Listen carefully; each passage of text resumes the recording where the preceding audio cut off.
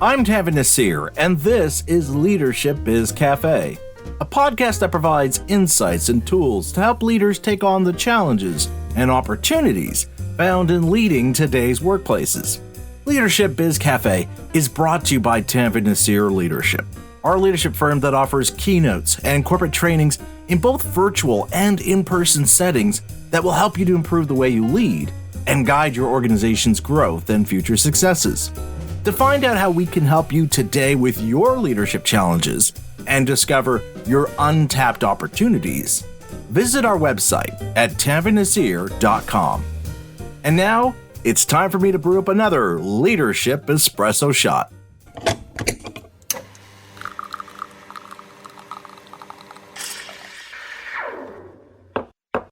If there's one constant to doing business in today's global environment, it's that things inevitably change.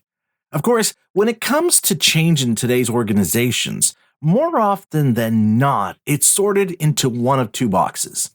Change that drives our efforts towards innovation, or change that we have to manage in response to external demands or conditions being placed on how we get our work done. In my work, I get many leaders who want to discuss the latter condition of how to manage change that comes with the changing needs of your customers, the changing needs of what you need to attract and retain employees, and the changing needs of how to lead in some form of a hybrid work environment. In many of these conversations, it becomes clear that what these leaders are after is a playbook, a straightforward, step-by-step process of how to get through this change initiative quickly so that they can shift their focus back to the work that they view as being the real and important work. But change is not simply another item on your to-do list. Dealing with change is more than a process. It's an ongoing journey of exploration and discovery. This is the roadblock that impedes so many of us from taking those critical first steps in this journey of change. As there's no guaranteed notion of what awaits us, how can we be sure that it's worth opening the door to see what's on the other side? As such, the question we face is, do we have the courage to change, not just today, but as we move forward? Will we treat change not merely as something we're willing to do today, but as something we'll embrace going forward as new realities sharpen into focus as we continue on our journey towards achieving our long-term goals? Of course, sometimes we might not feel as though we have a choice, especially in those moments when our competitors suddenly upend conventions and change what others expect or demand from what we currently offer. But the truth, more often than not in those cases, is that we intuitively knew, or at least we suspected, that this change was headed our way. We just succumbed to our own fear of the unknown by latching onto the familiar and safe, and consequently opted to not do anything about it. In fact, over the past several years, we've all witnessed numerous examples of organizations that lack the courage to take those necessary steps to change, despite seeing what lay ahead if they insisted on staying their current course. That's why it takes courage to change, not simply because we're moving outside our comfort zone, but because where this change might lead us is not always a clear path or an anchored destination somewhere in the near future. Change is more a guide, giving us a direction, allowing us to explore new insights and perspectives.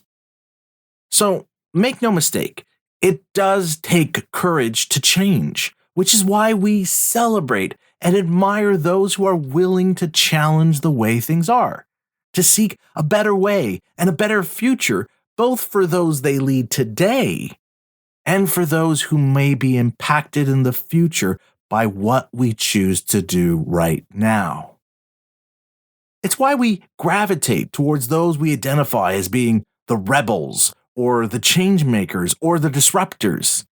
Each of them demonstrates that unyielding conviction and belief in their vision and purpose, of how this is what they were meant to do and who they were meant to become.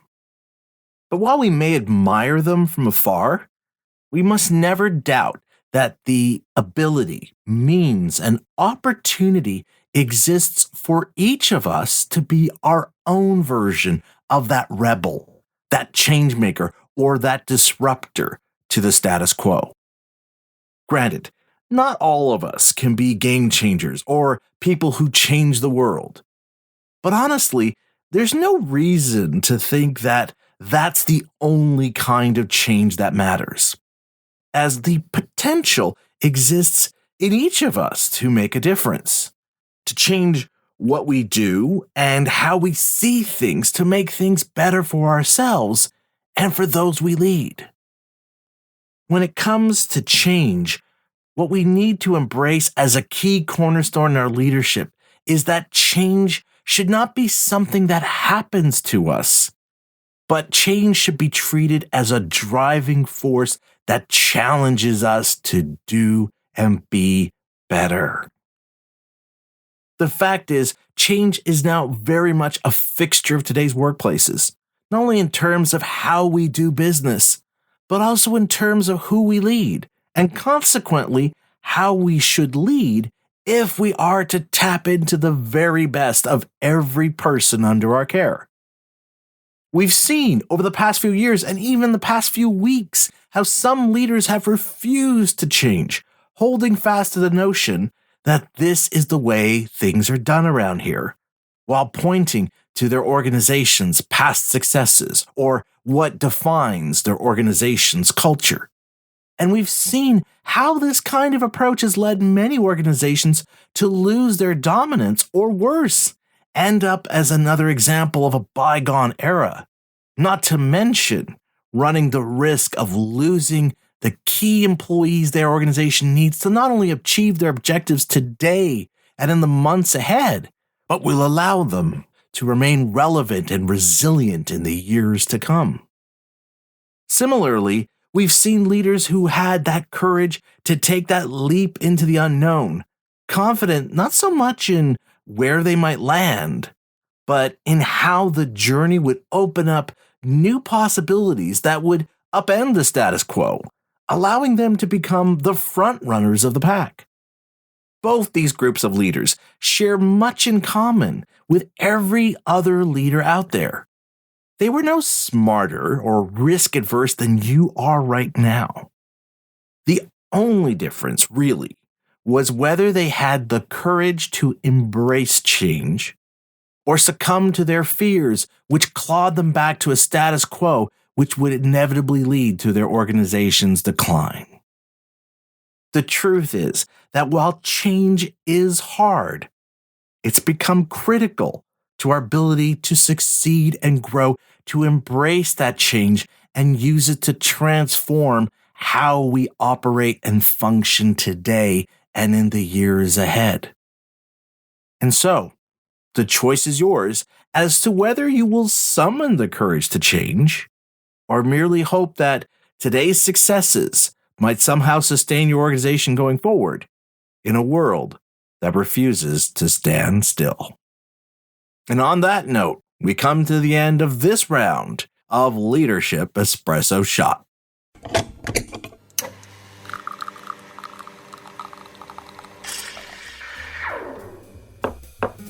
I hope you enjoyed this latest entry in our Leadership Espresso Shot series. This was inspired by insights I've been sharing in some of my recent leadership keynotes. So if you enjoyed it and would like to learn more about my keynotes and leadership workshops, check out my speaking and workshops page on my website at tanvirnasir.com. And if you enjoyed this episode, I'd like to encourage you to subscribe to our podcast so you can not only get notified when new episodes are released, but you can check out our extensive catalog of episodes in between new releases. And if you could do me a favor, I'd appreciate it if you could rate and review my podcast wherever you enjoy listening to podcasts to help support our show. I'm Tanvir Nasir, and you've been listening to Leadership Biz Cafe.